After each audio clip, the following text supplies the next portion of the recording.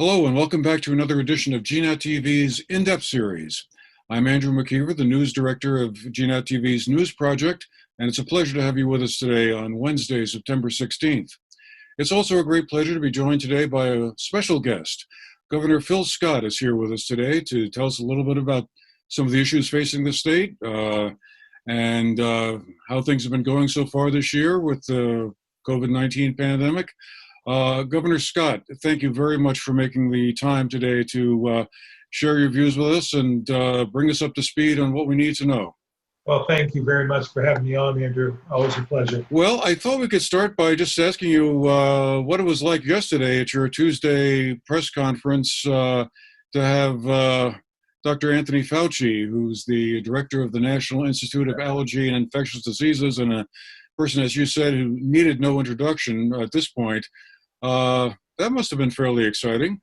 Yeah, I was thinking about how we could get Dr. Fauci to come to Vermont or to be on involved with one of our press conferences about a month ago. So we looked for all kinds of opportunities to get him here, trying to find out someone who knew him. And finally, we had a lot of roadblocks. Finally, I said, why don't we just call him and see if we can just invite him? And so we did that, called his office, got a hold of his assistant, who was very pleasant, and made it happen. It was fairly easy in some respects. So again, we planned this a while back, but it was, I've had a lot of respect seeing him on national programs for his honesty, his ability to talk to us, and in a way that we understand. And I always strive to do that as well.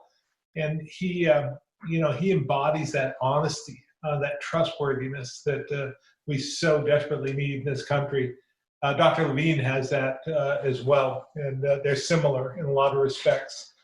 And so having him on, and really, I had no idea what he was going to say. And he really did sing the praises of Vermont. And we have a lot to be proud of here for what we've gone through, what we've done, being the lowest, having the lowest number of cases in the nation, the lowest positivity rate in the country as well. So many things that are going right. By far, we are, we even fell below Guam in terms of the number of cases, which is pretty remarkable when you consider they only have 25% of our population. So I suppose one of the more important things Dr. Fauci said yesterday was the need to keep it up and not get complacent and just to say, okay, we've got this one licked. And since after 6 months or so, I'm sure everyone's getting tired and fatigued with one thing or another. I think it was a good reminder to say, well, the war's not over yet.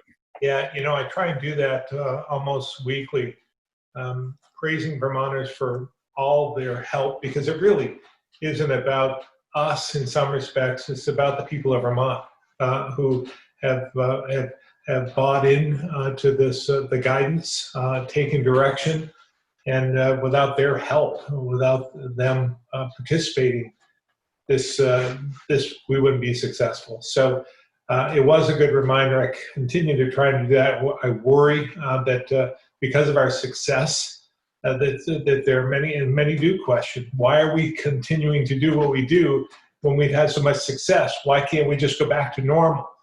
And when we look at the positivity rates around Vermont, and not too far from Vermont, in areas like New York and New York City and Boston and Connecticut, New Jersey, and even the southern parts of New Hampshire and Maine, that's why, because it can quickly come to our state within hours. So we have to be careful with what we do, and we have to be vigilant and keep up the good work. Well, yesterday was also notable for another action, just to pivot a little bit here from that to current events. You vetoed the Global Warming Solutions Act that the legislature had passed, and I guess I wanted to have you tell us a little bit about what prompted that action. I read the press statement that came out. You listed three reasons that you were concerned, and I guess I wondered if you could walk our viewers through what drove that decision.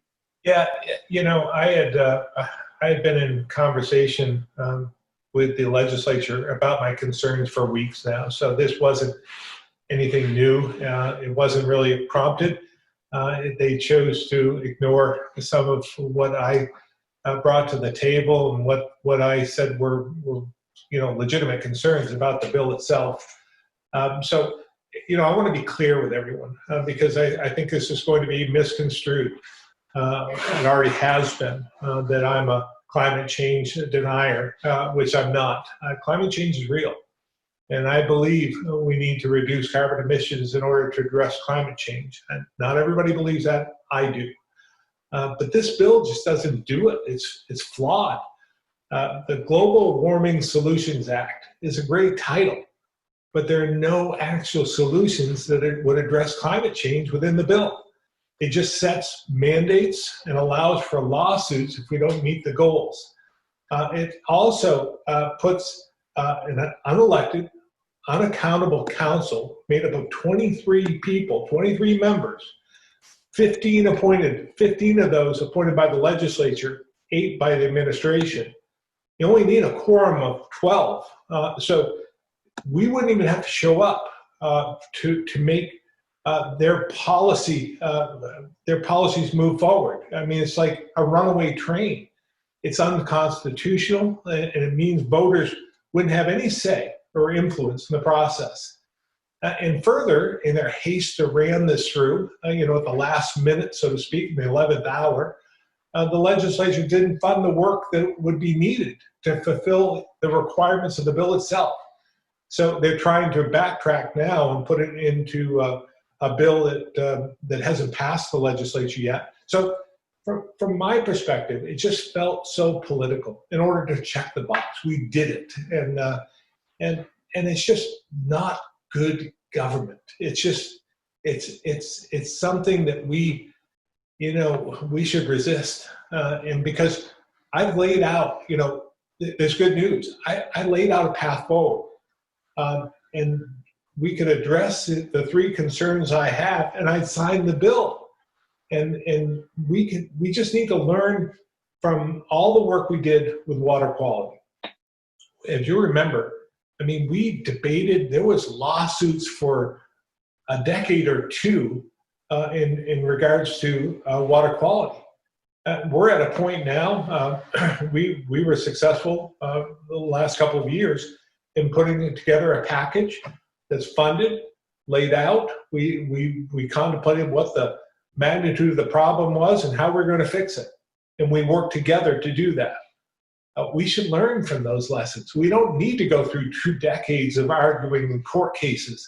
We just need to lay something out where we can all accept it, move forward, and really tackle this problem that we have. I'm assuming you're referring there to the bill, I think it's S337,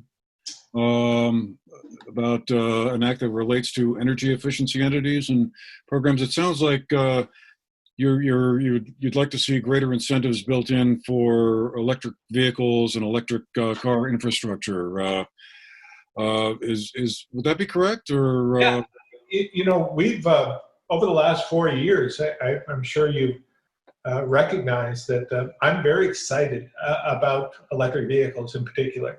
I think this is a game changer, and what we're seeing out of Detroit, so to speak, is really groundbreaking. And we need to. That's the future. 60% of our carbon emissions is due to the transportation sector. So that's the area that we should be focusing on. So we've incentivized the purchasing of electric vehicles over the last couple of years. We've also engaged in building out an infrastructure, a charging infrastructure along our interstate and highways. We've invested in our fleet as well, in the state fleet. There's been buses that have been bought for public transportation, as well as a couple recently for schools. So we also joined this multi-state agreement to electrify more trucks and buses aimed at pushing the market on this technology. So we've got a lot going on in state government. We need to enhance that. We need to do more. But again, providing incentives using the carrot approach, I think will get us there so much quicker. I'm a little bit concerned as well with setting these levels that we have to adhere to, because I firmly believe that this is not linear, that because technology is changing so quickly, that we're going to have to build out the infrastructure, get prepared, and prepare Vermonters as well. And then all of a sudden, technology will take over. The vehicles will become less expensive. The batteries will be better. We'll be able to go longer distances. And then I think we'll see a tremendous ramp up into getting to less carbon emissions. So, you know, from their standpoint, they're thinking it's in 2025, you get to a point, 2030, another point, and it's linear. And I'm saying it's going to go like this. So I think we have to, and then we just open ourselves up to a lawsuit as well for not being able to hear. Because in 4 years, really, in 4 years, we have to reduce our carbon emissions by 25%, according to the bill, by 25% under the 2005 emissions that we performed. So, you know, again, I think we can get there. I'd love to sign a bill, but this isn't the way to do it. Mm. Looking forward to next year, assuming you're reelected and assuming, let's say, a vaccine comes along that's effective at controlling the virus, what do you see as the biggest issues facing the state? Is it the economic relaunch of the businesses around the state, or something else? Yeah, you know, we're going to have this, regardless of when the vaccine comes out, and we're hearing some good news. I was surprised to hear Dr. Fauci talk about in such certain terms that this vaccine could be ready in November, December, possibly January, and that's something new out of his mouth. He's been projecting maybe a little bit further down the road. Sooner we can get to a vaccine, the better off we're all going to be, because that's really the answer. We can take all these mitigation steps and so forth and protect ourselves, but we need a vaccine in order to move forward. So we're going to have this, after we get through that, we're still going to have this economic hangover, so to speak, that we're going to have to confront. This is going to be, it's going to take, we presented a budget in this fiscal year that's balanced, provides, and it's all because we had believe it or not, a surplus in the last year, which is somewhat unheard of, considering we went through the last quarter in a pandemic with most businesses being shut down completely. So we're very fortunate, and I reflect on that because I think what we had going for us, we probably would have had a record-setting surplus had we not had the pandemic, which is a testament to all the good work we're doing in the state and trying to make Vermont more affordable and focus on the economy. It was starting to really work.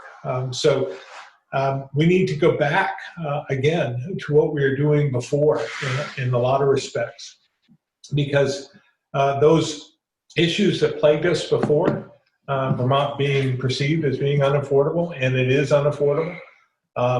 We need to focus on the economy, just like I said before, and we need to continue to protect the most vulnerable. So again, those three principles that I laid out during my first 4 years to grow the economy, make Vermont more affordable, protect the most vulnerable, are still there. They remain the foundation that we have to rebuild on and recover.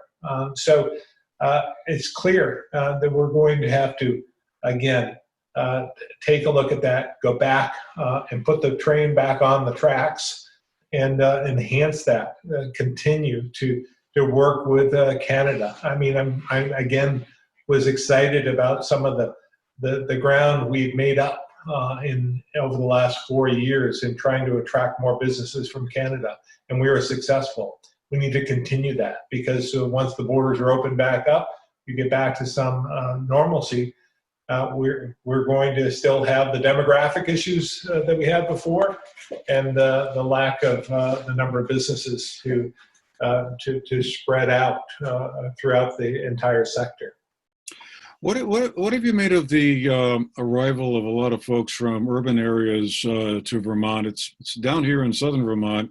Real estate seems to be getting snapped up left, right, and center by folks who are relocating here and finding that they can work remotely. And I know that your administration had put in a program to try and attract remote workers to the state a couple of years ago, and that seemed to be fairly successful. But now that's taken a major leap forward, it seems like. Is that an area you think the state can continue to leverage going forward once we're, again, hopefully on the back end of the pandemic in the not terribly distant future?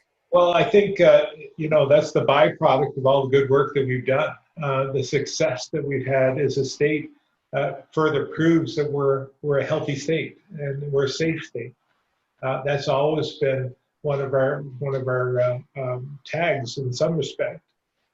So it just enhanced it. With Dr. Fauci coming on yesterday, I think it just did us a tremendous amount of good in terms of sending that message that, if you want to go someplace safe, come to Vermont.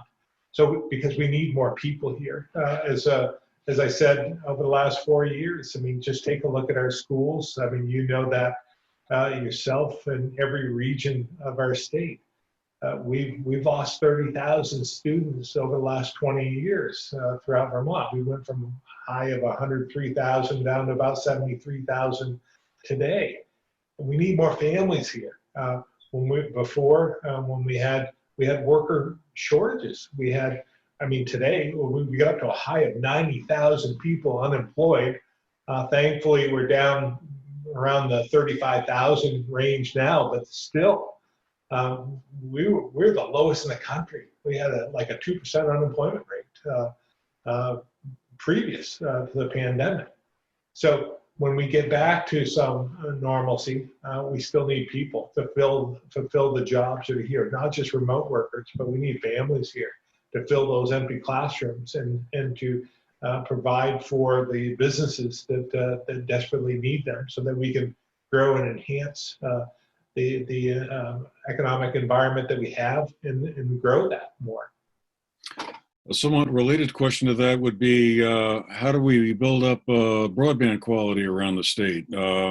As you know probably better than I, there are some parts of the state that are very underserved, and that's become a big problem with the education system, as well as sort of a way to attract these remote workers.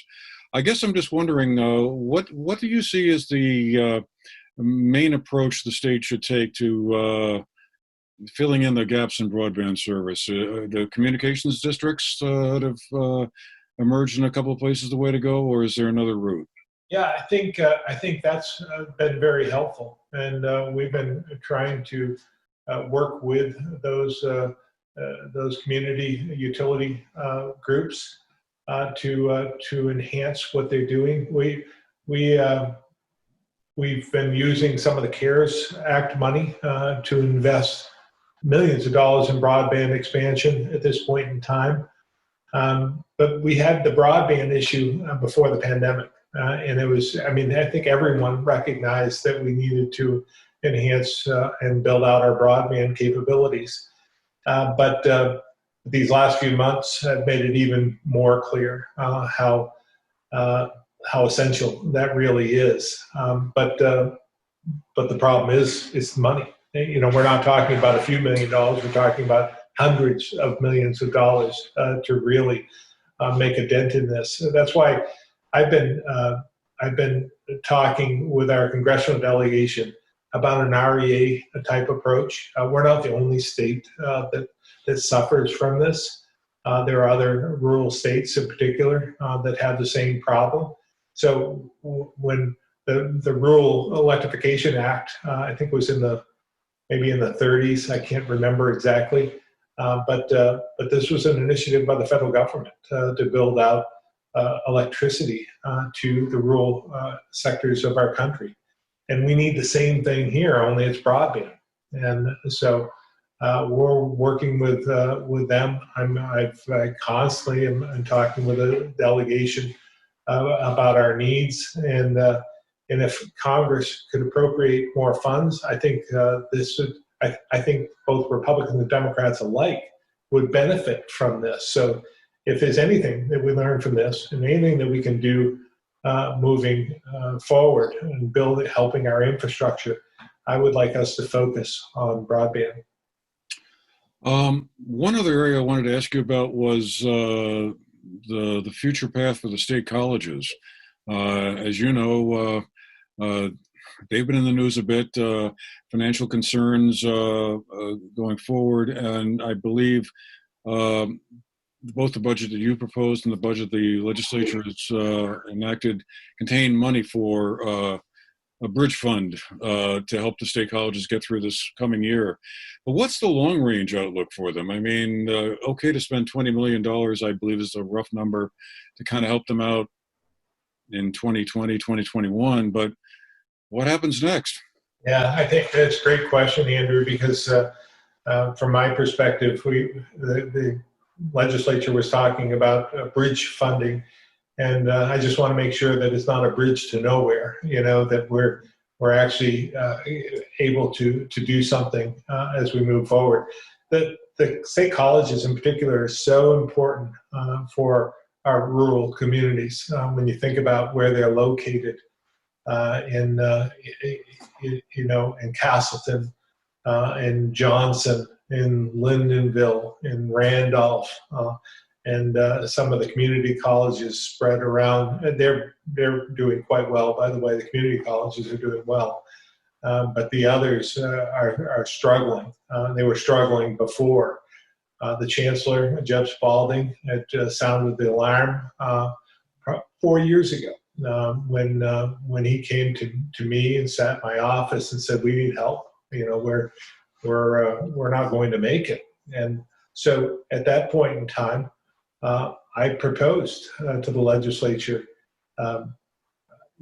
more increased funding for our state colleges as an investment, with their role being looking for opportunities to make their structure more efficient and really focus on what they do well. And so, unfortunately, the legislature cut virtually most of my funding requests. But now we're at a point where we need to establish the plan to ensure that there's long-term financial stability. And we just can't continue to pour money into it and expect that we're going to have better outcomes than we had before. So I think the board is becoming much more engaged than before. I've got a couple of appointments that I'm going to announce over the next couple of weeks. And with the new leadership, I believe they get it. And I would say, again, from my perspective, I know they have a campus in Chittenden County, for instance, but Chittenden County doesn't need any help. They're doing okay. They could be doing better, but they're doing okay. It's the other 13 counties that I worry about. So if we had to pull out of some area, I would say pull out of Chittenden County, enhance some of the colleges, and then look at what it is that we do well. And I'd say going back to more 2-year programs is part of the answer, because that's where we get the biggest bang for the buck. And we can't compete with the 4-year colleges and universities.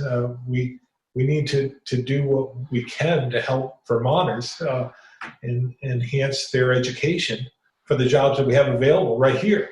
Because if we continue to train people for jobs that we don't have, they go to college and then they leave. What we want them to do is stay here. So I just think we have to refocus and look back on what we did so well. Like VTC was known for civil engineering. I have a lot of friends. I was in the construction business for over 30 years, and I have a lot of friends that went to VTC for civil engineering and are quite successful in their careers with a 2-year degree. So I think we just need to reflect on that, take a step back, and just really do things better. I think I have time for one more question, and I wanted to ask one about affordable housing, which is a big issue down here. As you probably know, in Manchester, for instance, more folks who work in town live out of town than actually live in town, and some of the commuting distances are pretty remarkable. And it's been a topic of discussion how to encourage more in affordable housing or workforce housing, as the expression sometimes goes. So I guess I'm just wondering what role you thought the government might be able to play in that to incentivize developers to respond to what the market is trying to scream at them. Is a housing bond the way to go, or is there some other route we could take? Well, a couple of things. First of all, the good news, bad news of the recent boom in real estate is having a negative effect on those trying to find affordable places, right? Because the housing and the stock, the real estate stock and land and so forth is going up in value.